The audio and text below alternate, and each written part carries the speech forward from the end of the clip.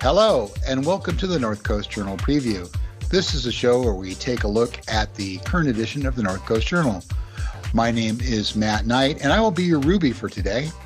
And joining me, as always, is North Coast Journal's news editor, Thad Greenson, and the arts and features editor, Jennifer Fumiko Cahill. Welcome, guys. Hey, Matt. How you doing, Matt? Yeah, I am doing okay. It's good to see your smiling faces because it's been a while since the pair of you have been back to the show. You've been out doing perambulations, shall we say? It's okay to say you're relieved. It's okay. I am secretly and now publicly relieved. Great. Well, I don't see any reason why we just shouldn't crack on and find out what's on the cover of this week's North Coast Journal. Well, in case you've been waiting for it, and many of our nominees have, the annual Best of Humboldt issue is upon us. So that was the roaring crowds. Anyway, a couple of things about that. Number one, we have I want to say it's 300 categories or something insane like that. And pushing 350.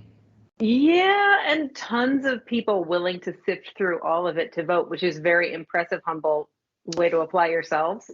Hey, Jen, I just want to stop you there and say I'm disappointed again this year to find that you don't have Best Local Radio show in the mix there.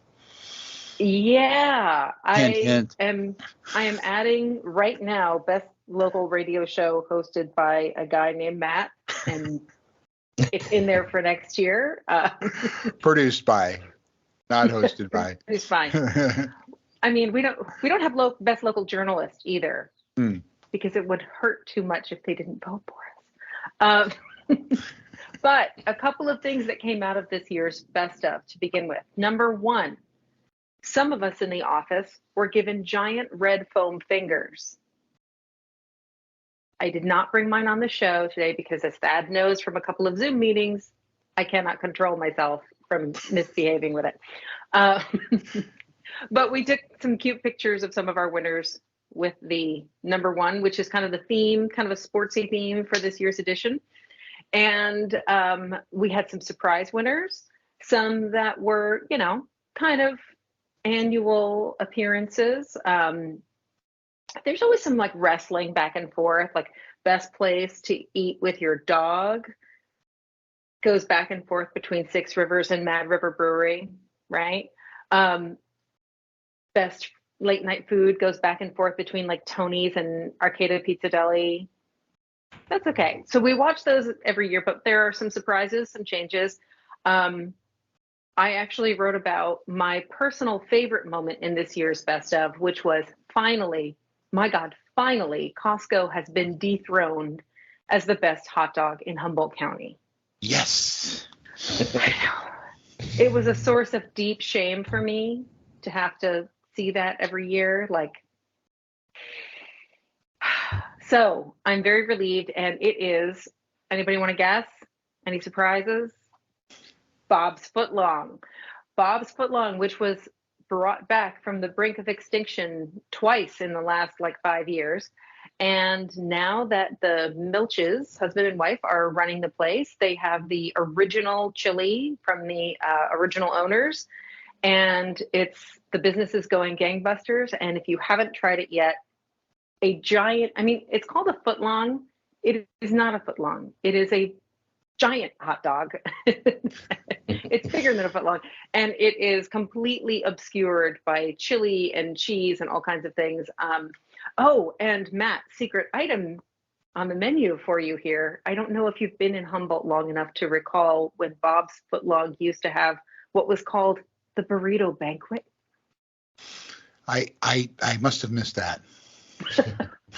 So it's back available, but not on the menu. So those of you Ah, who are watching, you are in or listening, you are in on the big secret. It is a burrito that has been, I believe, deep fried and covered with cheese. Wow. Okay. Well, thanks for the And tip. maybe onions. Yeah. So sorry about your shirt in advance. Um, but It yeah, there were sounds some. it sounds worth it. Yes, it absolutely was. And I was very happy also to interview. You may know her. Those of you who go to Tomo's, Mimi over at Tomo's. What's up, Mimi? She has been there for 26 years. Mimi. Mimi. And so if you've ever been over there knocking back Tomodachis and, you know, roll after roll, Mimi has probably served you. And she was voted best server in Humboldt County. And she got a little misty. It was adorable. And honestly, she's like really like she is a lifetime like career server. And I love to see these folks who are dedicated to their work, who love it. And, you know, she said that some of the same stuff that other people who've been lifetime servers have said to me, which is that they love kind of hosting this nightly party. And, you know, she just brings a lot of joy to her work. And if you've gone in as part of a, you know, lots of people have birthday parties and things. If you've gone into Tomo for a celebration, you know, she's always going to add to the vibe. She makes things more joyful. And it was a pleasure to talk to her. Now here's Kubel number one. So you've got a lot of serving things in here. So Yes. you got the best server, you have best Yes. serving staff, and you have best overall staff. Aren't we splitting hairs a Oh, little bit yeah. here? Aren't we just splitting the Well, hairs just a tiny bit?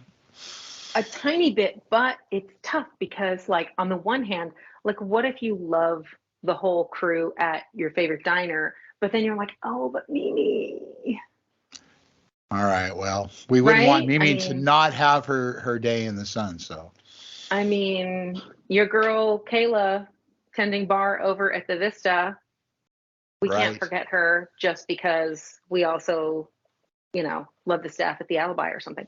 So we do break it down to spread out as much love as we can, except for radio show hosts. I know.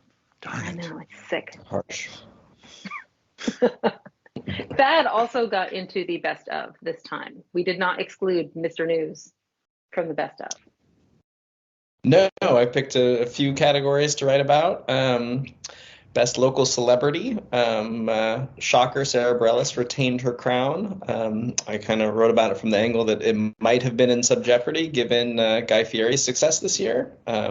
He actually had a chance to be in Vegas earlier this summer and noticed that his gigantic mug is down looking over the strip from a billboard there. He's also launched a new show, Diners, Drive-Ins, and Dives turned 15. He is just kind of bubbling everywhere, but obviously Sarah Bareilles threw that massive free concert in Eureka, which I think was all a huge flex to retain her Best of Humboldt's local celebrity crown. Somewhere Lloyd Bridges is spinning in his grave. You know, for whatever reason, he never gets any traction, which I think is a huge shame. It is a disservice. I do want to say that we should have an additional award for Sarah for greatest best of campaign for her efforts. That was a lot of work to do just to become our best local celebrity. Absolutely. I shudder to think of the size of the barbecue that Guy Fieri is going to have to roll out to recapture. It's true. Also wrote about the best local nonprofit, which we talked about actually on here a few weeks back, Food for People. Just keeps doing yeoman's work in, feeding the 14% of Humboldt County households that are food insecure. And as I kind of described in the write-up, they overcame a bunch of challenges this year, moving into a new facility, and they just keep on plugging on. I think you need a category best nonprofit who is not nominated for sainthood. Access Humboldt. Yes. I think, yeah. What is best media nonprofit? But as Jen was talking about, there's certain categories that flip every year, and there's some that at least since I've been here just seem to be on lockdown. And best nonprofit, I think Food for People is like 10 for 10 in the years that I've been here, and similarly, I think best do-gooder has gone to Betty Chin every year, and it's hard to imagine anyone unseating her in that realm. Yeah, So absolutely. Absolutely. I also want to point out that Kali Koziris, God love her, our calendar editor, she dove into her two obsessions this week, one being music. She wrote about Wildwood Music won the best music store. Congratulations, Wildwood Music. And Kali is herself a drummer and a hoarder of drums. I'm sorry, Kali, I'm outing you. Interesting. Your wife already knows. She's seen what's in the garage. She's a hoarder of all kinds of drum equipment, so she knows from music stores, and she was very happy to write about Wildwood in congratulations for their win, as well as the best doggy daycare, which went to Happy Dogs. Thad, is it okay if I out you right now? 100%. That is a Happy Dog alum. He did not stay there. He worked there. Well, kind of one and the same sometimes. But yes, they won. I thought you were going to accolades. say his dog stayed there. My dogs have stayed there many a night too, okay. and many a day. I was the first job I got in Humboldt County was working at Happy Dog. It was a great job. Sometimes when things are rough in the newsroom, I can see him thinking about going back. Oh yeah, Just see it forming. You get to play with dogs all day. It was easily one of the better jobs I've ever had. But I miss it. And I think less poop. Than the Okay. So quibble number 2. Best burritos. Jen, what am I thinking? I know what you're thinking. You're thinking about the El Pueblo. Is it the carnitas? The carnitas burrito. The Al Pastor. Oh, sorry, the El Pastor. Some part of me wants you to have the carnitas. I have had the carnitas. It's also marvelous. It is also marvelous. But I believe, am I right in saying that it is Cocina Mariposa that won it? I thought it was Esteban's.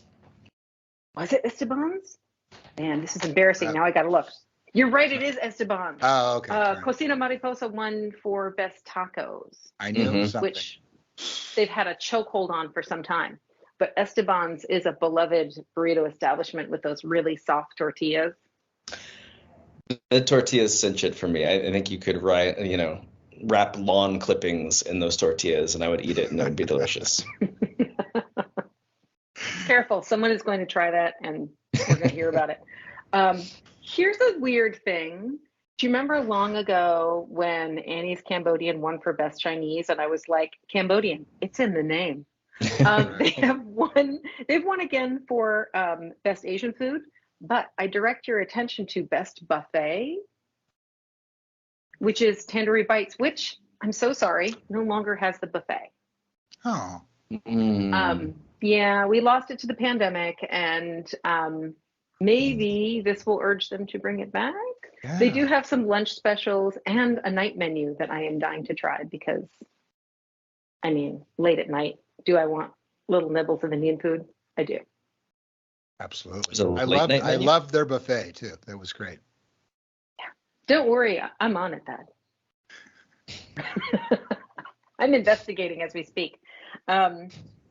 But yeah, there were some surprises like that, but I urge you to go through and, get riled up and send me all your complaints and tell me where the better whatever burrito, etc. is. And I will be happy to check it out. I'm making a note right now. I know you are. I'm going to register my complaint. Okay, well, any final thoughts on the best of Humboldt? I just want everybody to get in on it. And remember, if you do have an idea for a category, you can send it to us and we'll pass it on to the powers that be. Editorial doesn't really control this part of the paper. So while we are interested in your complaints, we can't actually fix them. So, but my DMs are open for any kind of complaining. You'll sympathize, I think. Oh, yeah. Oh, yeah. Bring me your negativity.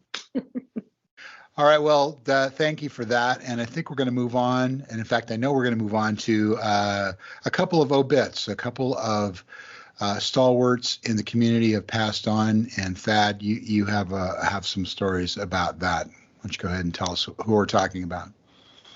Yeah, within a few days of each other, in third week in July, Humboldt County lost both Mel Berti and Leon Warmuth, both who are kind of local icons in different respects. And so I wrote about both of their lives. Mel Berti is it's hard to say he's best known for something because he's been all over the place for decades now. He's born and raised Fortunan.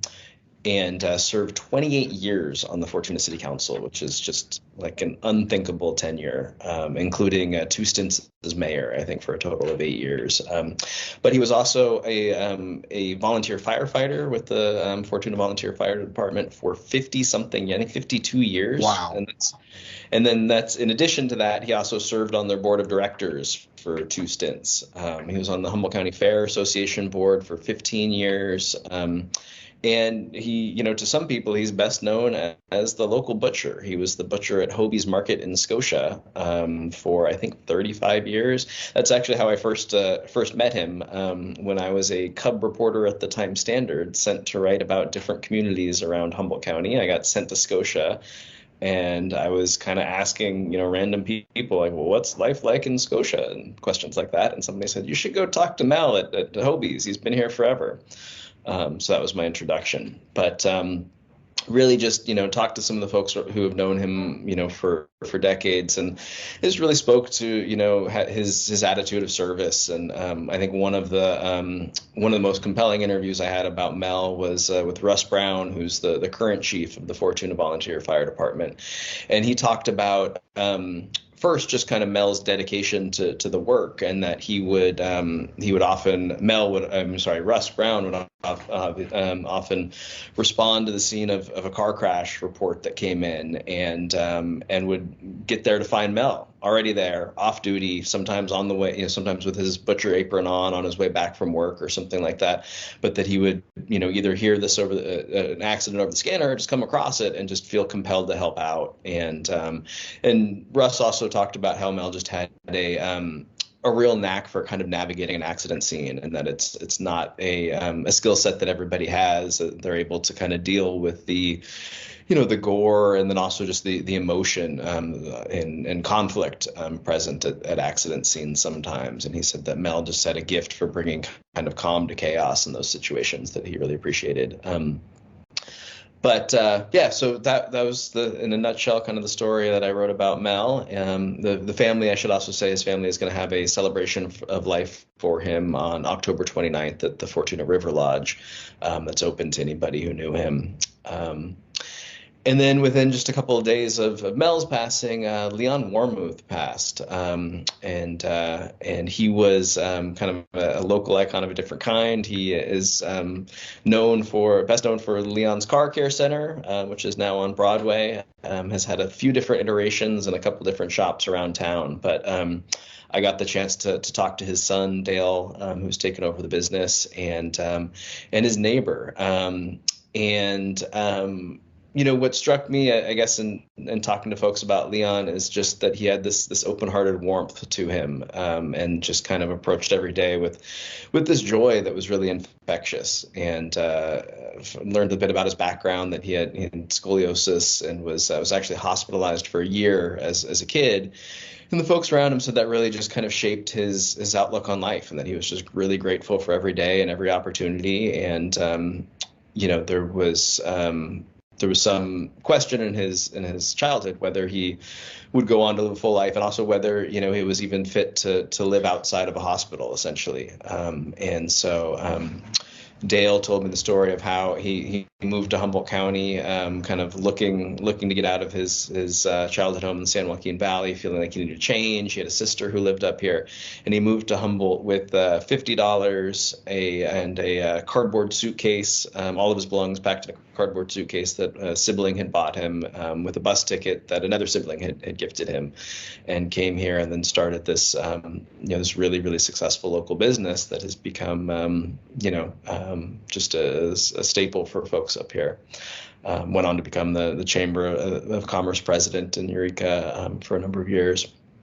But again, the thing that just stuck out most about Leon was just that warmth and that kind of zest for life that he had. He was also an avid collector, collected everything from like Matchbox cars to postcards, local yearbooks. That was a really endearing thing that I found out is, I guess at some point in later in life, he took to collecting local yearbooks. And so anytime he went to a garage sale and saw them, he'd pick them up, or anytime he heard somebody saying they were looking didn't know what to do with the yearbooks they'd inherited or found, he would always take them. It was a way of him kind of capturing these pieces of local history, which is neat.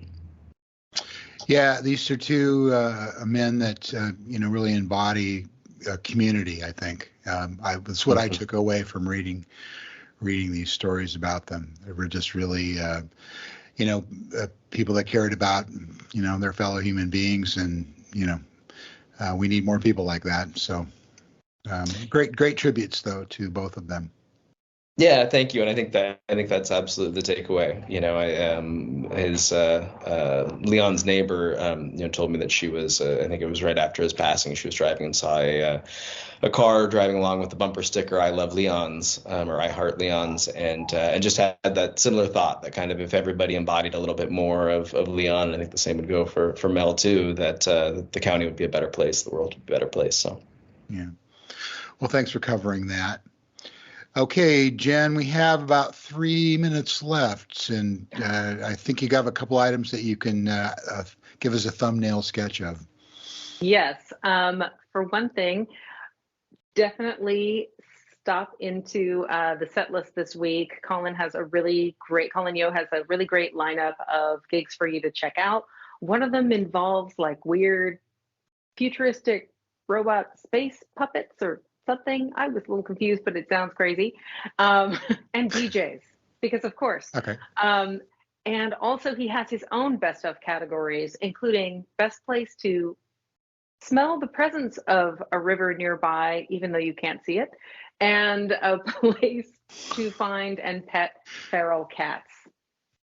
Okay. All right. Yeah. Sorry, he does not give up his best blackberry hunting spots. Well, nor should he. Yeah, nobody does, right? I know. That's like, people always say like, oh, anybody in Humboldt will help you out, but not tell you where they picked up blackberries. Top secret. Top secret. And also because John Bennett has selfishly taken time away for the weekend. I don't know.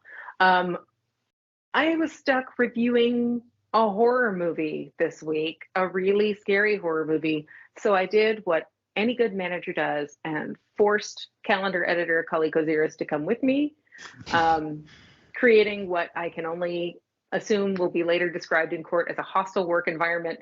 But she's come with me to a couple of scary movies, and the best being Hereditary.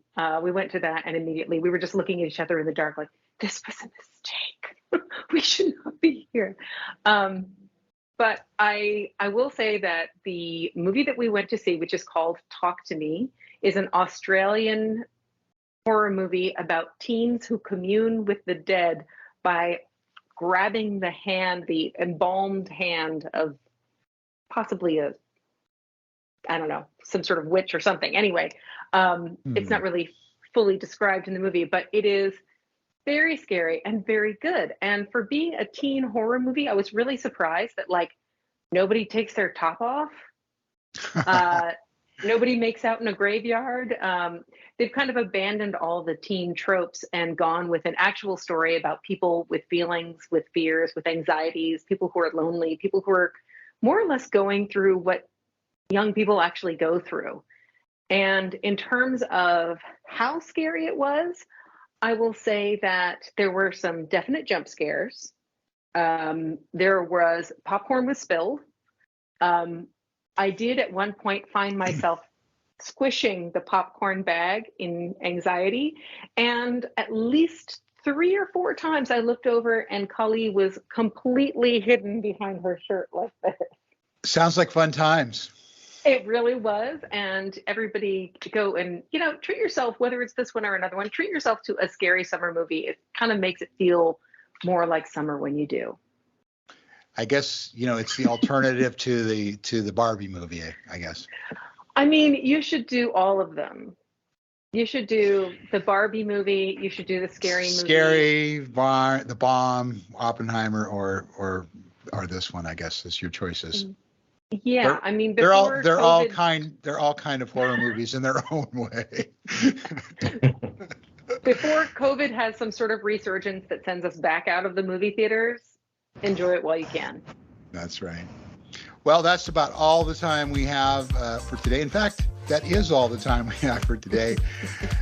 North Coast Journal, current edition of the North Coast Journal, is on newsstands now. You can also find it 24/7 at northcoastjournal.com.